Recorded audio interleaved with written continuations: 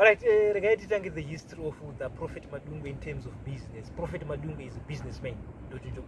So Prophet Madungwe vachipedza vakambotishande paMimosa mining company. Then I started to venture into the business.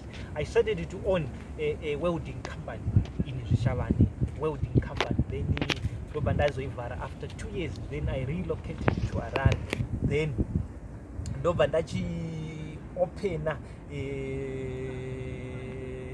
venture into the business of saloons. Ndobanda ona masaloon anenge 3 times pandibanda ona 3 times 3 masaloon at a time. Then ndobanda zomavhara futi zvakare. Then there was certain time I opened again, that was 2008, but it was outside Zimbabwe.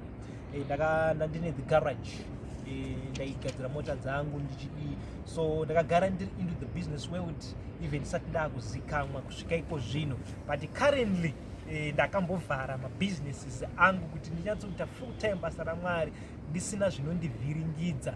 Saka iko zvino basa randiri kuita, I'm into the business, ndiri kuita sa business marketer, ndichimarketera makambani, whether company yakuda kuti izikamwe kana kuti product yako kana kuti mapromotions. Even vamwe vanhu vanotifollowa vakationa tichiita zvinhu zvakawanda last year, even tichifitsa pamavideos evamwe vaimbi like vana JP anditi tichiita marketing nezvakawanda. Saka ndo zvandakuita zvino, so that ndikangosvika ndikamarketa ndodzokera kunoita zvinhu zvebasa raMwari. Handichaiti full time kuti ndiri pabasa ndiri pacompany because handisina nguva yacho, but pamberi apo futi ndine pfungwa dzokuvhura mamwe macompanies angu ndiri sadirector futizve. Ndichazokuudzai zvinoteera pamberi ipapapa kuti tavhura makambani api anenge ari muzita raProphet Madungwe. But currently ndakambovhara makambani angu. Ndakaona welding company, ndikaita yemota zvakare company ndikaivhara, ndikaita masaloons ndikamavhara. Saka iko zvino ndiri kungomaketera mabusiness because ndiri a businessman. Saka ndo zvandichiri kungoita because ndiri busy nebasa raMwari. But ndikapedza kuva busy nebasa raMwari,